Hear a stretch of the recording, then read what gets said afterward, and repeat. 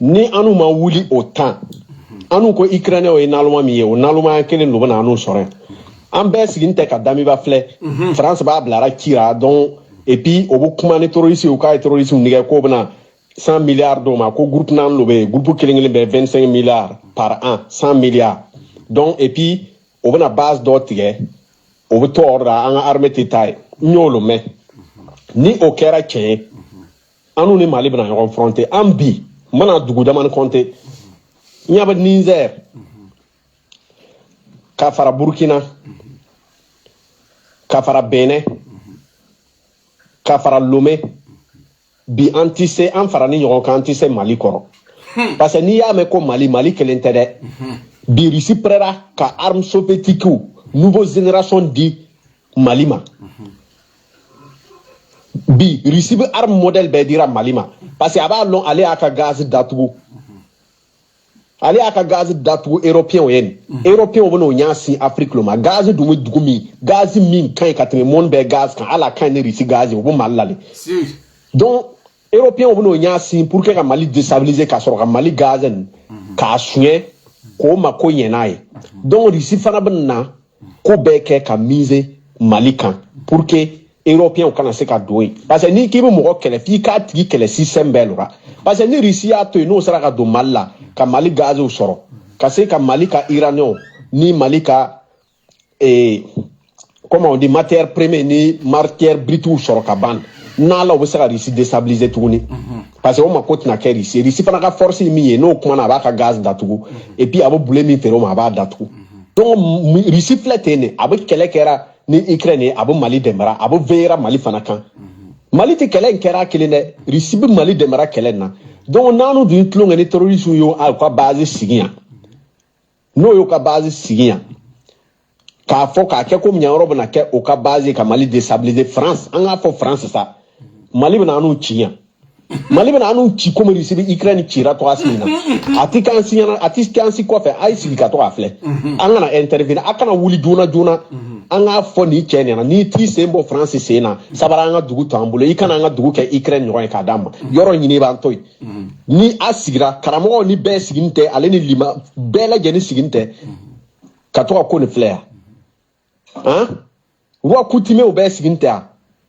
han mɔsi nanamisa ni bɔgɔw ka faama fulaw ka faama bɛɛ lajɛlen sigin lo dafiw ka faama bɛɛ ka faamaw lajɛlen sigin tɛ ka to ka ko nin filɛ yan min bɛ Ukraine sɔrɔ an sigin ma an b'a filɛ yan yaba nunu bɛ kɛlɛ min na ne o bɛ nana fɛ ka base sigi ka Mali lo déstabiliser France dun tɛ se Russie ra Russie lo dun bɛ Mali la France tɛ se Sin na Sin lo dun bɛ Mali la France tɛ se Iran na Iran lo dun bɛ Mali la yaya bibi na Mali fait deuxième puissance en Afrique avec l'armement derrière Nigeria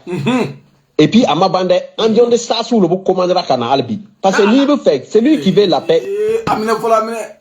Assimi Goïta ça c'est Assimi Goïta ça c'est le bloc de travail de Assimi Goïta et moi jamana wɛrɛ mɔgɔw b'u waso n'aw ye parce que minnu b'anw kunna sɔrɔsi minnu b'anw kunna o b'a dɔn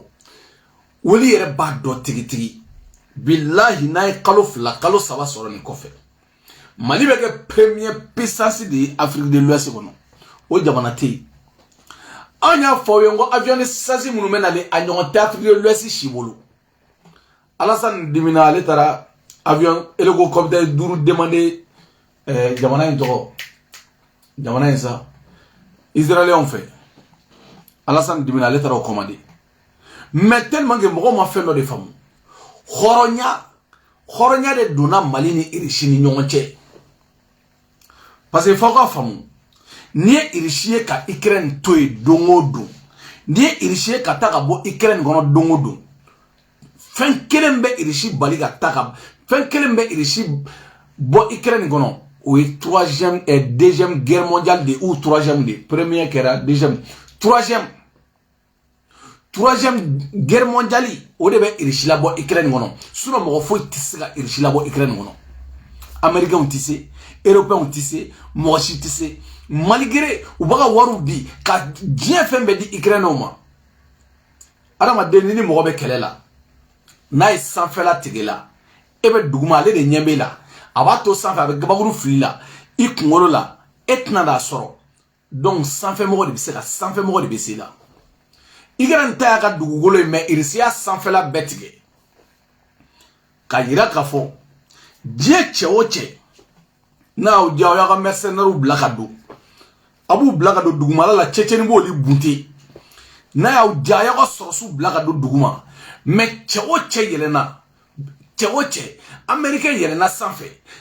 français yɛlɛnna sanfɛ anglais ka premier ministre bɛ dabaya la mais sanfɛla e ala ko wara dɔ bo bɛ wara dɔ wususa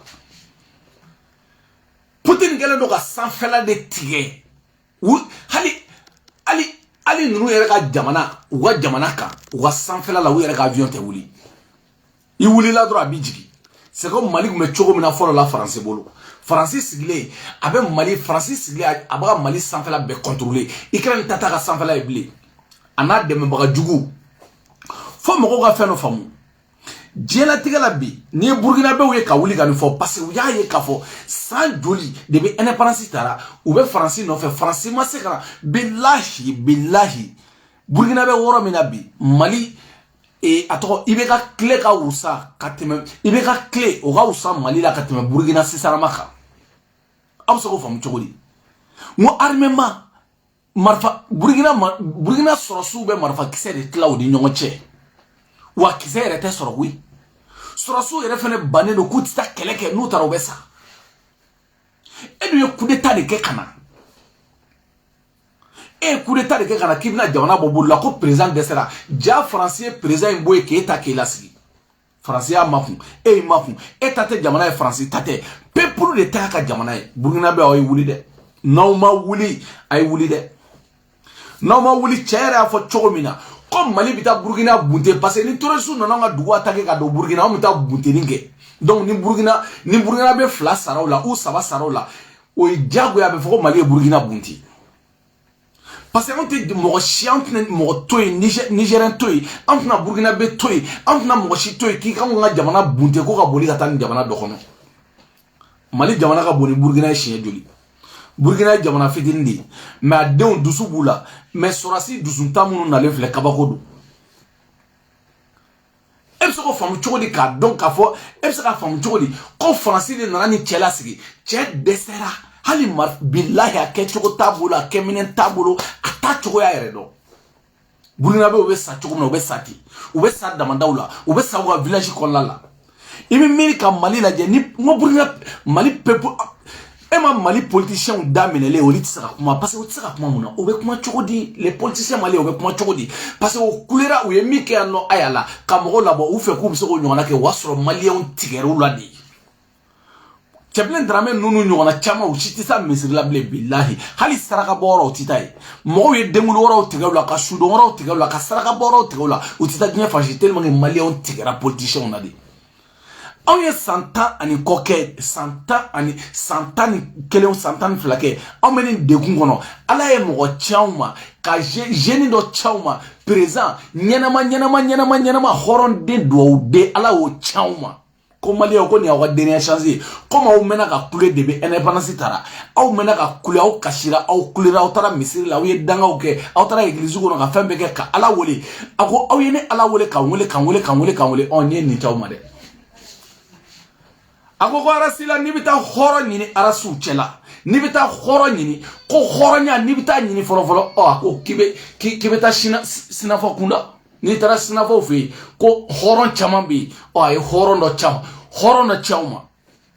o nana maliyɛnw ka kasi o nana minɛ o filɛ ka taa tɛgɛ di irisiw ma parce que mɔgɔw ma fɛn dɔ de faamuya diɲɛ de bɛ ka tila de irisiw ni sini nana ko niveau ordre mondial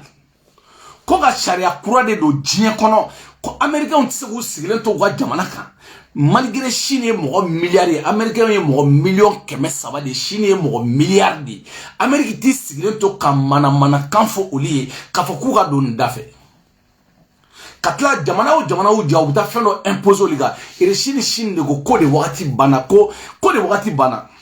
o de kama u ye Joe Biden wele ko k'a ka intervention kɛ fɛngɛ la a ko n bɛ dabaya nin bɛɛ la ko mais ko n su de bɛ intervention kɛ fɛngɛ la ko n su ne Joe Biden ne su de bɛ intervention kɛ a tɔgɔ jamana in tɔgɔ Ukraine a ko ngoni mi se ka war duma même marfa balu duma même bomu duma mais chou de benga soro sou blaga tay parce que o la kalito parce que ni troisième guerre mondiale wulila première guerre mondiale parce que guerre wula avant première guerre mondiale kana 1900 à 1930 et quel avant 1914 avant première guerre mondiale kana o asro et jamana into Portugal numbe jien mara nga teme ina fa américain fle choko mina jamana to fle ga bono jamana isa RSS jamana jamana papa putain Espagne ye jien mara nga teme Espagne me jien be commandé o temena aliment nana Hitler jien commandé Hitler temena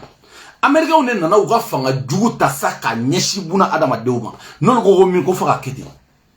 oli tay wari ne ka jamana ka tuga base siri jamana sadi baji keme shegi ani ko o de be jien kono Américain irisu sigile no bu laje irisu dimine no chini dimine do o bu laje c'est pour cela pour que ka do troisième guerre mondiale na wuli o de ka mane afo malien ni ngo wari ni kadaw yede ayo agili to fe na de ni ame ko paraw ni avion bien ma soro ma do Maroc la jona parce que na wuli la ko num billahi biti dega dugula ti soro ende bom kirigara mbubulo parce que irisu côté ko wallahi troisième guerre mondiale Europe tege Europe e blé wa ko Afrique Europe ko tege Europe ya ko fabli parce que nucléaire kele de na wuli nucléaire kele ale be mo million yirigaw de faga mo million yirigaw na be ga dom na kan soro malla mo million yirigaw c'est pour cela ibodo o de kama bi jona bi le plus grand société no e Chine mo sari mo nga pétrole santa ka tianu ka pétrole marché ka tiani jien beta e jien kono numéro 1 o Chine nga société ou ya galon chinois ya galon ka bo américain fi ou ya galon ka bo canadien fi ou ya galon ka bo anglais fi ibo kuno donc chinois ba armement ki il subra armement ki beba armement ki il chie sam wane ke abaga nucléaire ni keleke minon glan il chie kele la ni famille Ukraine kono o keleke minon o e korole ndi korole 20 ans pendant to be fenga la il chie yereke gawai kasigi il chie yereke gawa de blere ka asigi ka gaina fo foite si ça il chie sam wane ko de keleke minon ka nucléaire to parce que uko nucléaire meri shibulo ko nucléaire ba woro ani doni alors que min bubulo abe ba bisababo a déclarer l'été ma folo mi poisson de la diagono ka poisson ke mo fa fa o yeri shi jamana di nous ko bi ka fa ko wa ku bi ya natunu o calcul be bané do bulo uko te ko Union européenne capitale ko e Belgique ka bomuchi ka nucléaire kelen jigi Belgique kono irishini Belgique che obebe 7 minutes de ma 7 minutes wasoro ala de ban sutra suno o yasoro ala de ban sutra jinye kono wasoro ambora jamana ngona suno mai femme na la awnyata la de o kora de America o mina perdi première puissance la première puissance o America o mais le premier puissance économie o Chine le deuxième puissance militaire o irishi jamana di donc unana c'est comme unana wa alienu faranyo to fle ka bono be kumune sigileno ira kumune sigileno kon troisième guerre mondiale kera zena ira me bonya dien kono ko parce que to fle ka bono indien oli fene kumune sigileno kon troisième guerre mondiale kera oli fene place be bla dien kono oli ka kuma ka medame kadaka oli be ula be ira ne obugu ga drone kuro ira sisa ato India obugu tawira bebeki ga kelege marfa wira bekel no ya sorosu préparer c'est pour cela Mali duau dugu ni horonya dugu ni badenya dugu ani halala denya dugu Mali odi ala de Mali chigata iri chauffé parce que troisième guerre mondiale mina wuli iri chini de bna trofeta kakla ko ordre niveau ordre mondial kasigi jien kono ina fa Amerique ya tasigi chogomina akona Europe jate Europe e fitinindi Europe dugu no fitinu iri shibe nucléaire kele jigi Europe ya ko banfalo ima famu donc troisième guerre mondiale na Ukraine ato iranien sigilendo et à toi, frère, bon, nous faisons Indiens sigilendo, Chinois sigilendo, Kafo, nous avons ordre croix et Guillaume, Brésilien, Gokoli Dabe Douala, Brésilien, on fait, au lieu latino-américain, Tobe Mara. Donné quel est que troisième guerre mondiale là, Mali de frère Nisrika, Afrique de l'Ouest, Bemara, parce que Troisième guerre mondiale la Mali est allié Kenny Mohamed Tara. Non le nouveau ordre mondial Mali est allié Kenoli. No est Chine ni Irishini Irani faire de Mali alliance Kenoli déjà. Donc bega kantaleno. Pour les gars à la même bail. À la même. Et ça continue encore et encore. Le premier producteur de pétrole et de gaz chinois se désengage du Canada, des États-Unis et du Royaume-Uni après avoir dû se retirer de la bourse de New York, conséquence de la guerre Russie, de l'invasion russe en Ukraine. Et ce n'est qu'un début, le combat continue plus fort que jamais. On en parle tout de suite. Comment vous avez reconnu Pink Floyd? Allez, allons boursi. Ouga wargo, ça dit, chinois vous nyembo, européen va faire bella. Kou nyembo, sinon be douma dondoni, ou bou nyembo, européen va faire bella. Parce que chini ouga teli. Djebe ma mounoube chari glan. Chari djebe ma mounoube chari glan djekono. Kas a glan 600. Kadamine 600. Dugube dje wati na wasro ya bla terrain sa ve shindo wati ngo jugu. Ou prenendo au troisième guerre mondiale Mali a do ok. Mali a mounoube a troisième guerre mondiale de na wuli fembe anno billahi fembe a makoroni France kaute makoroni mi do makoroni te sur l'ambli. Aye Maléo ni nga Francia ko macaroni e joli sisa macaroni te soro farni mugu te soro foi te soro la irishi ça parce en 90 où est irishi chika balwo gela bla irishi la Poutine yo famu Poutine nana woro na dra ko nyani ga kelege waso ga soro su fale no folo Diebe olive balloni famille no e macaroni nous va famo ko blé dien kono bi irishi de be Europe be Amérique be Arabula be irishi de voli financer blé là parce que olive a boire des millions les millions de tonnes irishi olive ça dit olive re fale no olive a di morema irishi uga blé tige kuga fembe tige kuga tulu tige kuga dien fembe tige fente produit a fente fe Sénégal roti fembe Sénégal ali français re de wolo sanfa o ye souda dumuni Souda dumuni binjala wole ke ga soubalo iya ko chinois uyu ere tiré kabo Canada kabo en falala donc obo préparer les troisième guerre mondiale damne to mais comme folo la utara nge juru la kana mais juru côté blé on te que juru la blé si ça taille nucléaire keledi nucléaire est famille ni ya lechi club biduru mogo entourage la ni ya abechi woromina club biduru mogo entourage là abo be empoisonné et tu imagines club biduru mogo jolbo ça c'est des millions de personnes ou au dugu te dugu il faut ka dien wuli c'est pour cela ou be faire bela ko bita Ukraine ou va faire bi meka ou ku den wo soro su blakata duguma mais richu bu be mine ka do faka ka teme e Burkina be o la Mali bina ga puissance dien ko Mali de na Afrique de l'Ouest be mara Burkina tchaya fo chogomina ayera ka fako gazi même Mali territoire sans fait gazi même Mali nord là billahi richu de ga gaji kanyi asongo kadi dien kono wa gaji kanyi kojugu oli ga gaji kanyi kojugu asongo kadi o gaji Mali de takanyi richu la fene taille Ebola Burkina président eti allié au kola non ngo diela teke betandi ko ye yelema di fanga teto mo kele mo nyanga die bon ngo Espagne die maraya Portugal die maraya France yere die maraka teme en 600 américain on ga turube allemand ye die mara américain on ga turube irisu ni américain on na die marak la on nyonche américain on go ko foli ga beta ka bo irisu bulu on be woro mina ala be feka ko yelema shini nga kana shini ma dien mara folo shini ni irishi de be feka na dien mara siza eti boliga ta enfe ali shini ebe faransi de no fe faransi mi ta chele no oli tato oli mi ta chele no ebo le no fe o tra se ga fenga iga jabana wana do magasa mo nouvelle ordre mondial de ba do dien kono figo de famu e may mo mun nga kiru be africain be ke silence mo shita kuma hali mun votera irishi juguyala oli clara ka famu o tugu dado ko ina passe o ba donga foko Amerique na perdi parce que Europe na sa sanfɛ kɛlɛ daminɛna u ka satellite minnu bɛ sanfɛ olu bɛ ka ɲɔgɔn bombarder bon ja an bɛ nin bɛɛ lajɛlen na ja irisiw de fana bɛ sanfɛla contrôler ka tɛmɛ américains kan billahi irisiw ka satellite de bɛ sanfɛla contrôler u ye fɛn bɛɛ tigɛ américains ni européens kɔni tɛ sa irisiw a tigɛ européens na fɔlɔ de u b'a bourrer cogo min na u b'a bourrer ten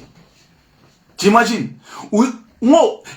alors j'ai vidéo nous, on sans faire quelle nous ne faisons ok. Ni bête que c'est comme ma fille c'est ça. Il vient faire nous la dire. Pour que tu vas bouger film te film, ni tu vas bouger film ou film tourner, film ganzandere,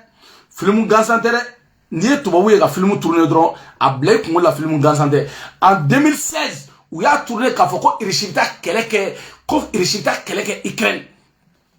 Parce que au lieu de film tourner folondi mais auta famu mi fait mbuga projet ne de la gagnon na do fo ni to bo faire ina fo obe faire Mali kele ke chukam na ou film tourner go fait meke Mali kele mais anana en 2016 où ya tourné ka fo ko irishita keleke Ukraine 2016 amedo ni manabi 2016 2022 akele ma wule aya worola aya la me Les ambassadeurs russes et ukrainiens, parce que la Russie pourrait bien se servir de la situation pour attaquer l'Ukraine. Merci. Il faut qu'on les amène à discuter. Voilà. Alors, le film tourné en 2016. 2016, il y a un film tourné. Bon, tu as un film qui est film pia. Il y a un film tourné là, film. Non, tu vas faire un film qui est 112, 100 ans. Tu vas un film de tourner folon. Avec les ambassadeurs russes et ukrainiens, parce que la Russie pourrait bien se servir de la situation pour attaquer l'Ukraine. Il faut qu'on les amène à discuter. Voilà. 2016, le film tourne là. Quand il recevait une situation, tu vois là, quand l'Ukraine attaqué. Quand il faut que l'ambassade ou le roi fait. Parce que va donc à fond. Ni l'Ukraine attaqué là. Est-ce que le là? Ni Russie Ukraine attaqué. Jamana wara be est-ce que sera Russie d'accord bo tout Europe kono wa Europe dum fait tout bolo fantan jamana fait tout bolo ni fait mandi zone de jamana fait on fait bolo be en Afrique. Oh donc au lieu africain on va faire chier au droit de boli bolia sinon faut tout bolo. Oh Russie de ko ani Chine de ko djien kono ko be bla nouvelle ordre mondial menale mo on fait ça puissance djien kono qui be puissance do wala boli no ya soro guerre mondiale de ma wuli. Amérique mina Chine ko kaban ou Russie ko kaban Europe ou Amérique ko kaban ou Europe ko kaban au droit de flène et canadien kono sisa. Oh ala comment on y doit ou de ani barricade doit ou de dugu ani barricade jamana no e Mali. On ala ke ko hey ay Russie choisi parce que ni côté nous de na nouvelle ordre courant do djien kono. Russie ko kaka gaji ka te fere dollar la te fere euro la. Ni mimba sa o kasa. Jamana chama accepté nguba sa Russie ga war la sa. O ko Russie ga wari ko monter la puissance sans faire là. Parce que ni ga jamana na folo bi se ka sani de ke iga jamana na folo bele Russie ga na folo o montera ou ye sanction mu digi sanction ta effet ke bunteni ba ke chokom na bunteni ba keti. Plan mu kono nanya Mali pour que nanya Mali gaji soro ka Mali nord kla ka kanta esi sanno o donc ambe chodo digi Italie fait ka bo Algérie ou ka bo Algérie kana choba do be digi Italie Europe baby serve Mali gaji là parce que Mali gaji ka en koju. Donc le grâce à ambe Russie affaibli en tout à gaji semblé pour que nous a gaji soro ka gaji soro et Europe mo go be gaji mina mime Russie bolo o gaji kele nyona de be Mali bolo Mali fene taka ni Russie taille. C'est pour cela au de Mali kele o de kama français go kametanda Niger ametanda Burkina ni antato e ka bo malla anchu Russie fene ko bo Mali ko na fene de mbaw armée fo dans africain on tere billahi face à face contre la France. Doni do ko teke un coup ni ko gera un coup là billahi doni do Russie ben na leni missile ou ben na leni feunye anti missile Mali la bil ako combat armée parce mbaw donga fo oye africain doucement ou de mbaw armée jusqu'à au-dedans contre la France et Allah Allah kan si joga doni kono ha kangali ba doni Kangali ba doni Malion. C'est pour cela awe mine mi kenema ube mine mu yirawla Mali tele la ko Russie ni blakana billahi ube fitinde yirawla min dona min be o katani banashi Burkina be chama boro de kalama tubabu chama boro de kalama. C'est pour cela français ou buga mine o chewe raba ko to tele akui ko ba sakame woro na ko na mata ko chembe katek ma uba fasi ma de ko chemi tekma katek ma kabito la kaba bombardi parce que tellement irisu kumunen do européen ngora sisa o irisu fene kalikano ko européen be jie jamana be mena ga ko sago ko mali ko no te mali ko sago yeble ha nene mali ko mali jamana te ko sago yeble ako malien ne dusu bawla dusu de baw kono on baw armé sadi irisu billahi e ala mal awna isa aw ngo aw nanga sorasi do be olibe ka misiri do essa uga fi f uga fize do essa no irishi jamana ga olibe jigisa bientôt aw ma foi famu ima famu parce que ni mali ko irishi kana ka base sigi o be fe wala di mais mali sans fait la mali jamana irishi de ba contrôler ananga mali ani mali soraso olibe ba contrôler c'est pour ça que nous fo moyo billahi jamana e may ko serao be kelege ko serao bi pamba de asimu nwa ko gati he politicien wera wulla uye minga ya jamila ubuga marfa blakana ubuga sorosu blakana nga ke aya sans pere aya ko sorosu blakana aya GFM blakana nous nana nous segina nama bedo kasole ka fama ko tunya ma denta tolafle Malien urichue chari do di fan do be malien ngolo chenche resan ale rete kelege fi dugolo jala ngale sa kelege ale be tunu chenche korodi billahi ale be tunu di machine do ale be tunu chenche korodi mali allah akbar burina be ma fasisa ko comme mali no attaquer ko ni jadi su do no fe parce que armement be kabako do en niveau ça dit diado na ni do guerre mondiale ke dien kono mo mun guerre mondiale ke mo mun sur la ka participer à la au lieu de faire joro be chaya or Afrique de l'Ouest o ka konya na di jamana ma o de Mali troisième guerre mondiale menali ni place na mine américain na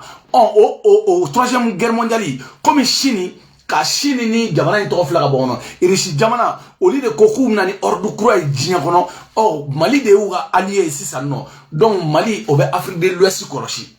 Guinée et Centrafrique au liga côté au beau koroshi non mo côté la e bo côté de koroshi non e ka fin bébé passer non di na idea giga langita na idea wari mi kade djien kono ko bo sharia krikara munu be djien kono irishi ni shinde ko kubeni ben nettoyer kabui billahi kubeni ben nettoyer kabui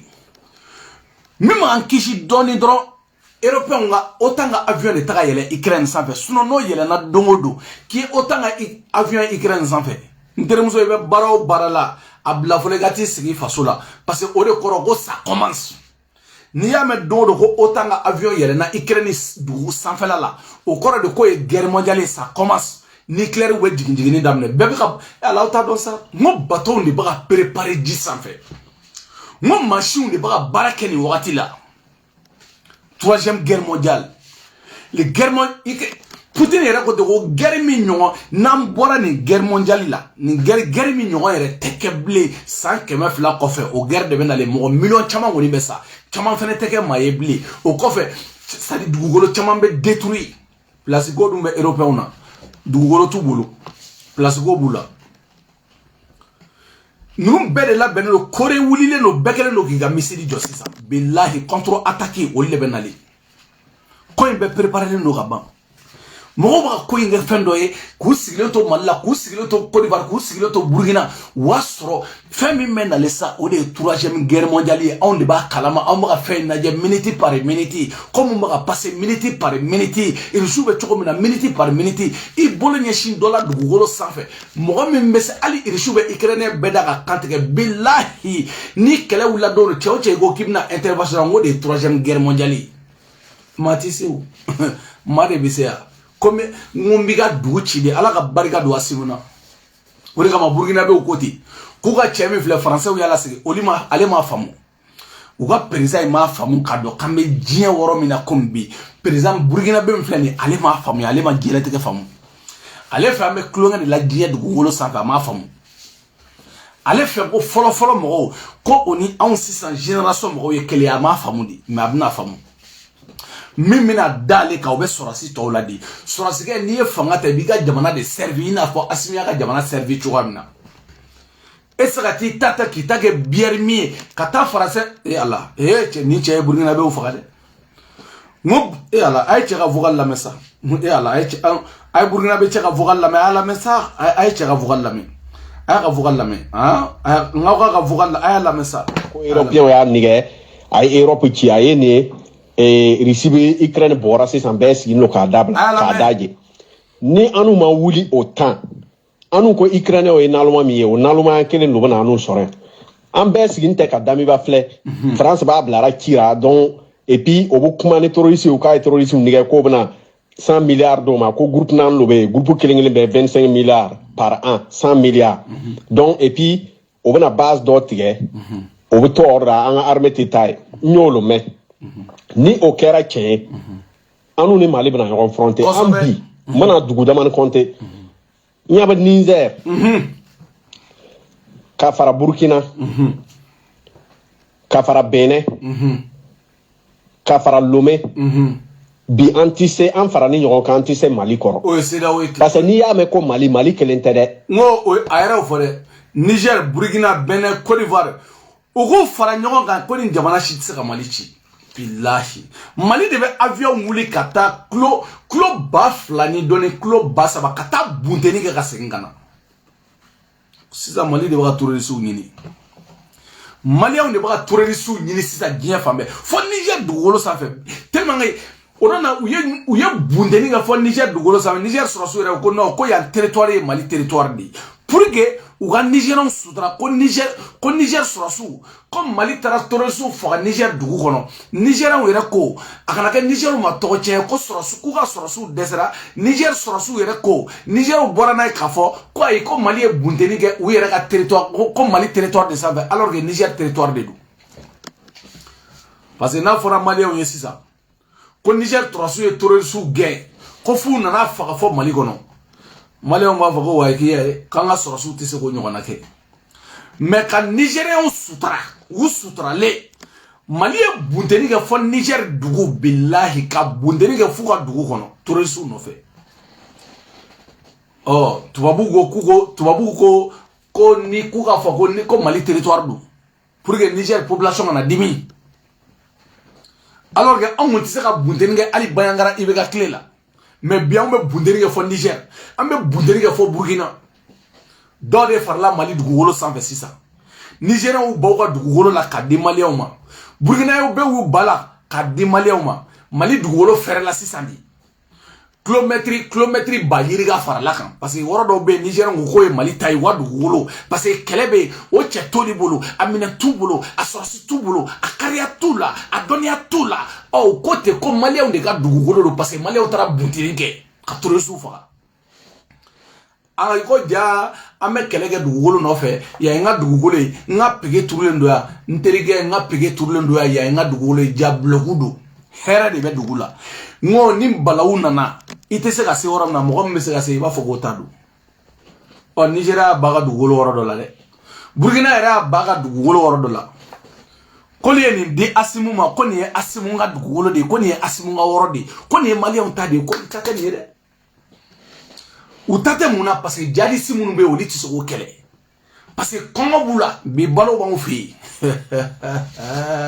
hɛ Mali Allahu Akbar ba Mali n ko nin de ye Mali ye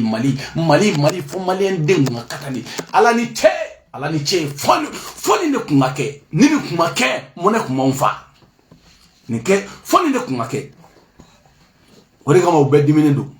ni Européens ko kelen anw ko 100 Européens ko c'est pas possible tubabu ko c'est pas normal n'olu ko kelen Maliens ko 100 ko kuma yɛrɛ tɛ se ka kɛ Maliens fɛ bilen billahi tubabu ko kuma tɛ se ka kɛ Maliens fɛ bilen k'u jamana o ye jamanaya da ye ko fierté b'u la ko geribuya yɛrɛ man d'u ye bilen e b'a mɛn Mali télé sisan e b'a mɛn Mali télé la ko wayi ko Européens nana dɔn ka ye e b'o mɛn i b'a mɛn Mali télé la parce que mɔgɔ tɛ s'u deli an ka politiciens marabali ninnu de tun bɛna deli la ka wari bɛɛ ta ka di u musow ma Mali politicien dɔ fɔ ɲɛna sisan kɛ min muso n k'i ka Mali politicien dɔ fɔ ɲɛna min muso ma don Chine voyage la sisan alors que fɔlɔ la u tun tɛ voyage u tun b'u da so kɔnɔ salon kɔnɔ de mais bi a bɛɛ bɛ taa Ghana a politicien muso u bɛɛ bɛ taa Ghana wa juru b'a bɛɛ la e bɛ Mali ye deli la bilen e bɛ Mali ye deli la ka deli kɛ k'a ye dɔn ka ye e bɛ Mali o la tellement an bɛ bunteni na sisan an bɛ bunteni 12 la sisan kanga jamana territoire be mine katla kata jamana wala mo ko jamana territoire mine ka kantaye ito arme ufu oh iba isa mo to arme ufu mo be klago do be klago arme doya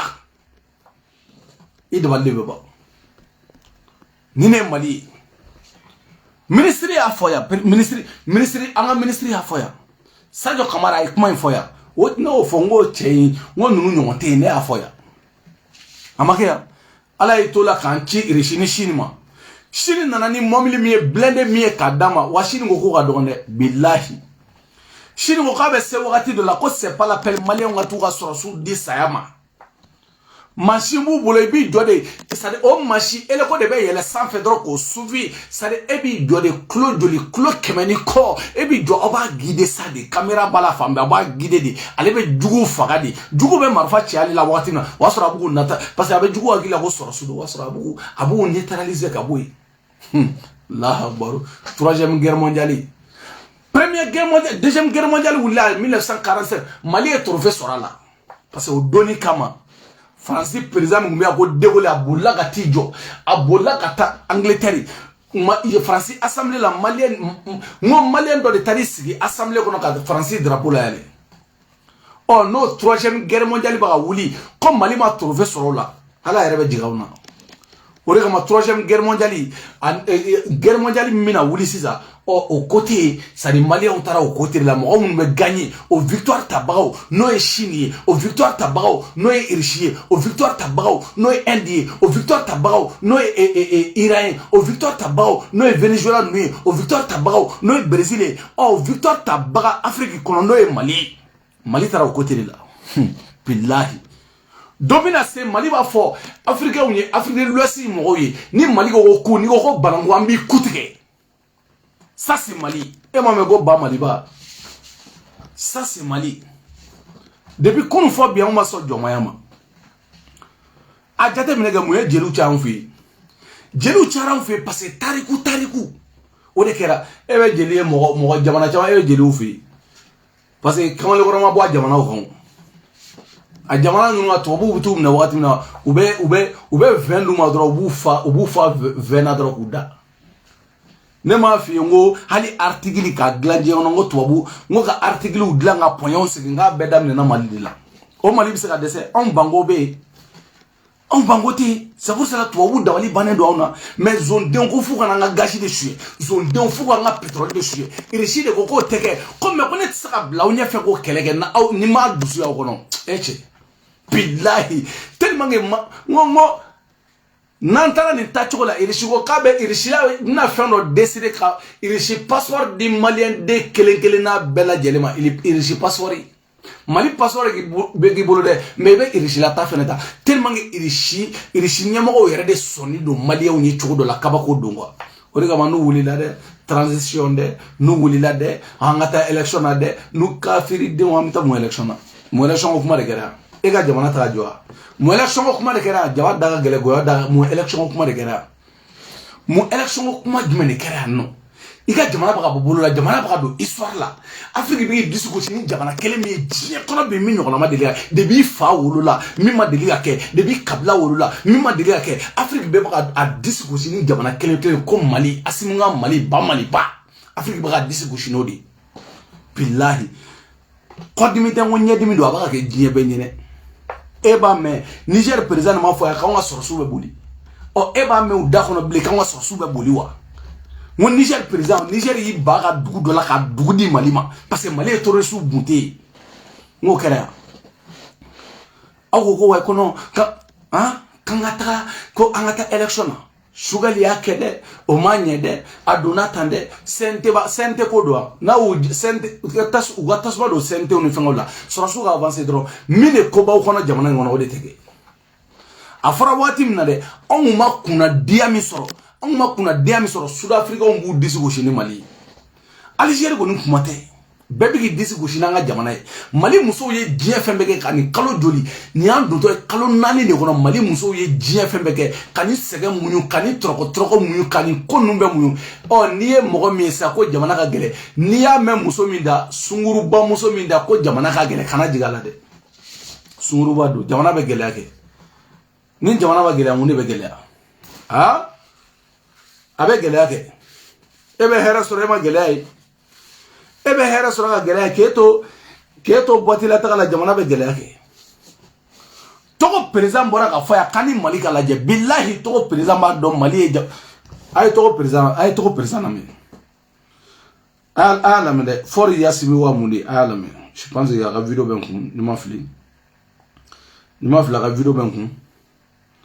togo président ay togo président na me ako kay ay frère bege awni malika be sera awni malika be parce que ale ba dof ale tara malila ay asimiye ani asimiye kuma min ke dogola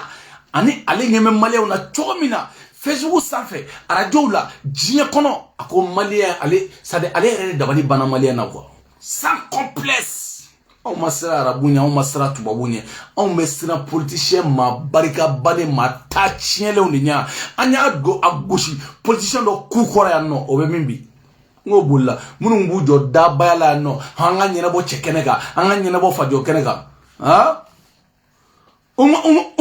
Umar sentegeni ma bolia Umar sentegeni ali shinabe Umar sentegeni mata da baya kanfo la jigonati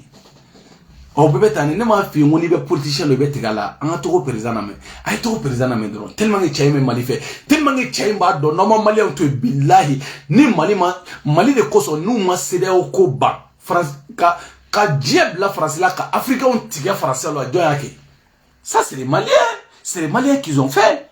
qu'Afrique on tiga français là amake angalame le terrorisme, qui aujourd'hui ne peut plus être vu comme un problème ou du Mali ou du Burkina ou même du Niger, mais ça devient un problème sous-régional, un problème de la CEDEAO. Et je pense que nous devons tout faire pour éviter l'impasse d'un côté comme de l'autre et sortir peut-être des sentiers battus. Il faut continuer à se concerter entre nos chefs d'État, mais également avec les autorités de transition, parce que ce sont des situations transitoires qui devront passer. Et nous sommes obligés de travailler, de discuter avec ceux qui sont aux commandes en ce moment, mais en ayant à l'esprit que ce qui est important, c'est la paix, c'est la sécurité. Voilà. Quand il y a la Mali problème, non Mali problème na je quand il y a des problèmes au télé. Quand il y a problème, ça dit c'est là où il jigitige. Yalla. Ngo demi be baga asimunte. Demi be baga ça jote nous ani ou la jeke. Ni sans perte bisa no baga. Uma wulu la ka black na. Wulu fato black na no. Arasa jena kala ni black na. Arasa jelimango ni black na. Uyoli black na na kulukuluke. Sorasu ko. Ah ngo kulukule ba nta nyene bo ne yere ta do kulukule ba yere ma uyoli black na bula do no olila ibando idema kata I muso bi do I fa bi do interege ta chena kuma no shita fobi we dabara ba fem black na bubu segana wari bola bubu yere segana wari bola bubu ya ni manata billahi bubu mata ni manaya amake we arasa clochard nous black na no arasa magistrat la ni black na no arasa geleja ni black na no arasa ni nogole ni black na no arasa c'est pas la peine ou arasa c'est pas la peine ou le tigi negi c'est pas la peine quoi et bora oli be klo beke o konye sabo sa ko nama mali toy ko inte mali ko ide ko nyi seda o yere ko mina seda o belita wa foka usa autenimisa la billahi autenimisa koni e shenogo gelene go fendo ba kono ko kalaba kono ni mali fene jamana bi n'importe qui en tant et ala mali on nga ko do famusa nga ministry ale était ministry et ale était chable nyona yede ay non ministre de la sécurité follow mali ministre comment ministre la ato Chay Sadio Kamara ale était ibega ga ministre nyona yede ale était galonte gede Sadio Kamara de ko n'importe qui jiye kono jamana te mali bita edi nyini jamana mfe ko na ndeme ko jamana te billahi Sadio de afo na bora da kono Chay nga kuma mine nga temu no te mana kanfo ngo Chay nga kuma mine ni yo me idele no ga jamana nyamola kai ni jigitu kuma fo ere ba do tiki mi minake parce que Auta don on me mi o yo de ya on ye muni mais munu bembi no fie ngo bientôt de 3e guerre mondiale minake 3e guerre mondiale minake billahi ni 3e guerre mondiale bana ilishini na sesoro oh irishiko kaba ka nucléaire sabata koko sigi mali kono o ye chejia o ma chejia kabo sigi mali kono o be mali permettre a sahoba yerla o be mali permettre France tere dieu mo chite mana kanfo ayene parce que nucléaire bi bolo nucléaire fin ni mai ni ay mo tisi ga irishi kelebi kore nunu kelebi nucléaire oh irishi le côté kubuga nucléaire ro takuga sigi mali kono ko kelembe sena auta donné kelembe sena dieu kono auta do bi ne o fo mo colonisation kofe France ga colonisation kofe Amérique colonisation kofe billahi mali be sigi ka Afrique du chama coloniser ay be so mali tama diagoya Mali aya operendro Mali be sigi ga Afrique du coloniser amandi faso de njugu yi ha ina fo Mali ki konate nu amandi faso de njugu yi ina fo Mali ki konate nu fo munu be France ga bara la Mali ki konate France ma magonya sango France ma magonya de be sega magonya wa France ma kogla de be kogla wa ni ga tra jamana to president ni ngawe munu blakana oli ma fenye Mali ko la de be sega fenye wa te ka do tabarake ndogoni petit tabarake mon petit tabarake il faut travailler kabi ala ki da ko nucléaire bomo atomique ko bomo atomique kabe dinya kono irishi do ko kabe Mali deme ko Mali bombe atomique abe sabasigi Mali la billahi basigi 3 bombes atomiques irishi ko kaba sigi Mali la wana ya sigi Mali kono chete musote mimi jama o mo te jamana te ngame jamana chama coloniser wa miga ko ji mine ka gantae Mali aya odaga sino sane afi ngo shumi media ibo do de bi wula na fe shumi media iba do de bi wula fe ni ne Mali ala angana ya anga Mali ko konate anga le la mendoni ala mele anga Mali ko konate la mendoni bo anga Mali ko konate la bo c'est pas la peine quoi c'est pas la peine nga vidéo tient aller là c'est pas la peine nga vidéo tient Mali ko konate na parce que olite kokuna quoi c'est mba tient mo nyena ma de la mais olite kokuna ote jodala ote kokuna ote konyena bo donc ça ndala tient olila ma famu ndate la tient olila waya ka to doni ndate la tient olila parce que ote kokuna olini wulutigi nunu olite kokuna cela veut dire wulutigi maliki nunu ani buba fana nunu olite joda de la jamana ikono olite foi la jamana oli jeli manga go wulu jeli de bula ou egirilendo iba ko nyimine bobo muso kunchala ala ka diye do dimine do yere ma billahi woni ka man ta ciga kula ala mami ta cinya kaba ala ko kini dado olitigu dala mami ta cena demi ta cena kini dado otigi dala ala ne yasimu bariga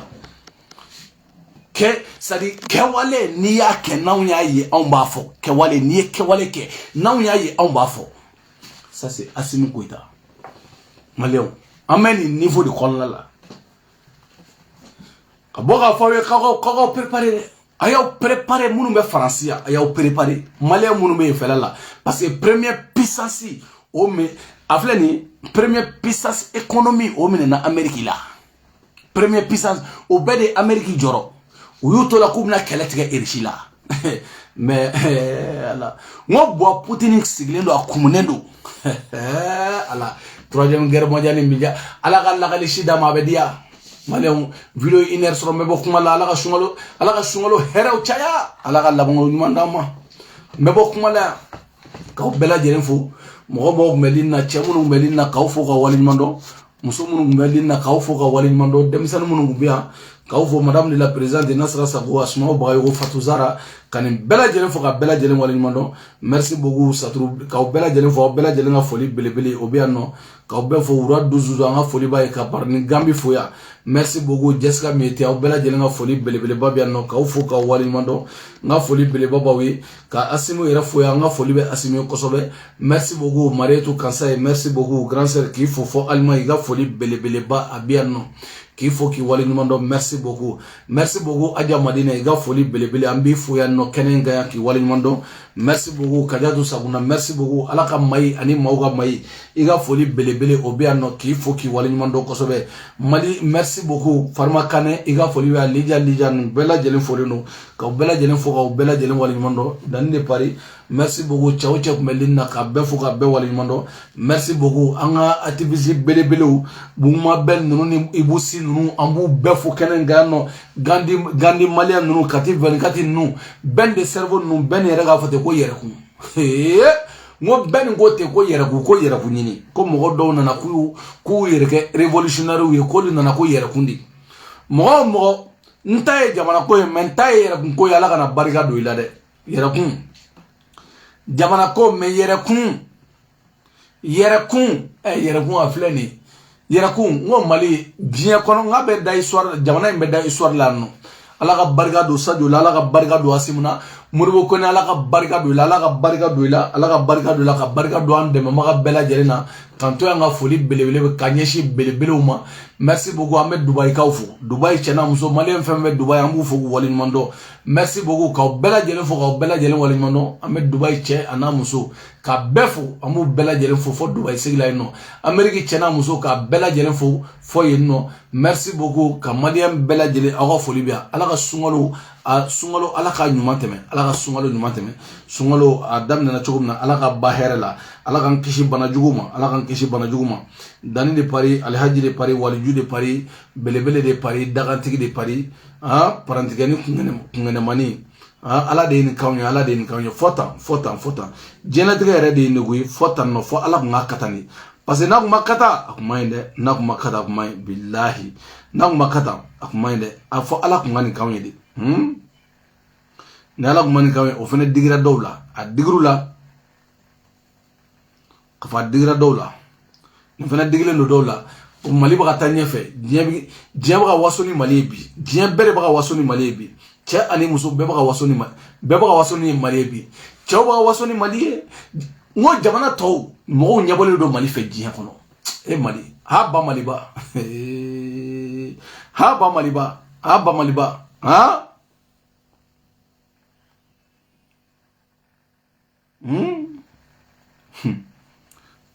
ala nende Mali de ala ka Mali nende Mali. Merci beaucoup amanga président